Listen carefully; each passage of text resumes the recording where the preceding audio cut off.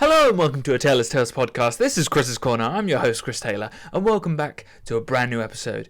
This week, I'm inviting to the show one of my favourite people to watch on YouTube.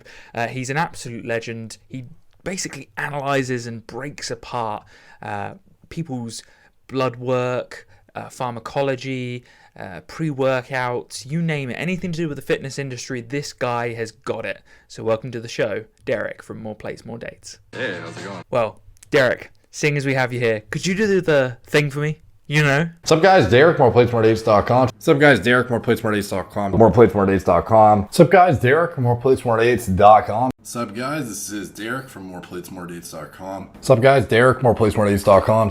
What's up, guys? Derek, moreplatesmoredates.com. What's up, guys? Derek, moreplatesmoredates.com. Fantastic. Now that you've introduced yourself, could you let everyone know why you started your YouTube channel in the first place? So, I don't know. I basically started this for the memes. Yes. I understand the power of the memes. Carb depleting as well, so we're eating chicken and broccoli all day, nothing else, not that sweet. It was about 9 months of chicken breast and broccoli.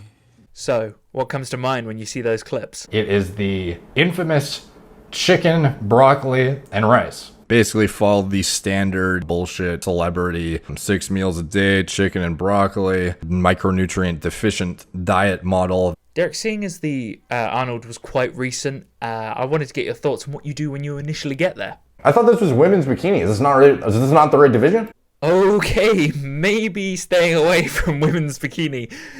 What would you do or say to your favourite contestant within men's physique? Hey, bro. You know you look too good, right? You're embarrassing everyone. You're butt fucking the shit out of them way too hard. You need to leave. We're not even going to judge you. What if they don't like that response? What would be a more satisfying answer for them?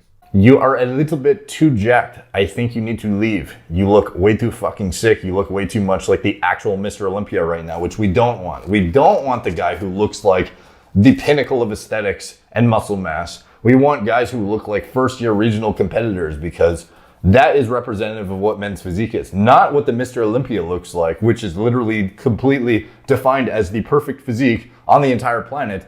Moving on. Seeing as More Plates, More Dates originated from giving dating advice to some of the watchers and the listeners, I wanted to get your general reaction from giving or receiving a laughing, crying face via DMs.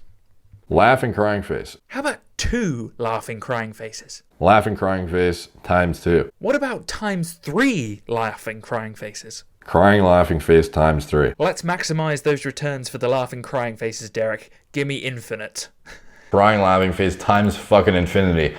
What's the end goal for those laughing, crying faces in the DMs? And then we've got a big mommy.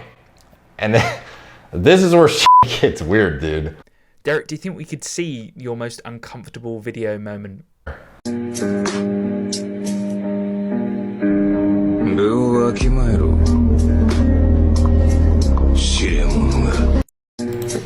Yeah, so... Anything to say for yourself there, Derek? Squish me, please. Squash me. Piss on me. Repeatedly beat the living shit out of me, mom. Can you please kill me with your abs? I'd let her break every fucking bone in my body. Okay, let's move on to the topics, the main topics of your channel, fitness and substances. What advice would you give in terms of cutting and bulking? You know, I've done the dirty bulks. I've done the lean bulks. I've done everything in between. And honestly, I think the ideal place, it depends on you and your own, glucose tolerance and insulin resistance levels. And because some people just can't tolerate like huge amounts of food at high levels of body fat. They just get to a point where their insulin sensitivity is so shit that they would be better off going the lean bulk approach. And then there's some people who seem to just maintain like optimal biomarkers and just physiologic functions regardless of how, even when they're getting super soft, they don't, and pounding carbs, they have like no issues really. So, or at least it's significantly less than, some other guy who, has tons of issues. So at the end of the day, it's a bit individual dependent. And I think the answer sort of lies somewhere in the middle. But with that being said, what fantastic advice. Do you have any stories for your prime dirty bulk? I'd literally get a nosebleed like 5 times a day. I'd be pounding the Snickers bar, slamming mutant mass shakes with milk. I'd like literally throw up and then go slam a mutant mass shake because I just threw up and lost my calories. 1,300 calories of just garbage after having like a 2,000 calorie meal. I slammed the mutant mass. That's like another 1,300 calories of just garbage. And then, go lie down because I can't even fucking function. 80% of it was shit weight. At least, if not more. And, it was a terrible idea. Thanks for that, Derek. Your advice will help others avoid those mistakes in the future and make other beginners understand that it is a process to go through, and not an easy process to go through when you're starting out in the fitness industry, whether it be putting on the weight or cutting the weight. What advice would you give in terms of for beginners in terms of PEDs? You have a foundation to build and you're not yet at the point to take it to the next level. You would just wake up one day and you're like, I'm going to take SARMs. And you know what? It feels like a Tren day. I'm going to take fucking Tren.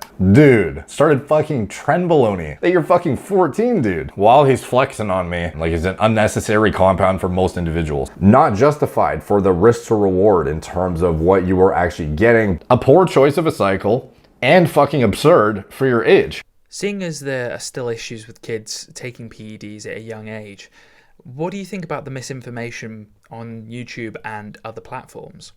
Seem to be emerging reputable sources of information that seem to have more widespread credibility that you can actually see reinforced through via, testimonials, reviews, people who have, left, comments on their channels and whatnot, or on their Instagram pages or whatever it is, produced high quality athletes, like whatever it is. There's a lot of, higher quality education being put out, and it's more highly accessible because it's not like you have to hire a certain guy who knows a secret in order to learn something nowadays. Now it's just free information around the internet, which is very fortunate. And you also have access to a lot of academic literature that otherwise would have been impossible to get to. So you can always educate yourself, even if you don't know who to trust in like the space of, there's so many gurus and coaches and blah, blah, blah. It's like, how do you know who's legit and who's, and frankly, it's still hard to get good information now. And it's almost like a saturation of opinions now have led to a clusterfuck where you don't know who to believe kind of thing. Full of shit. If you have no way to discern between,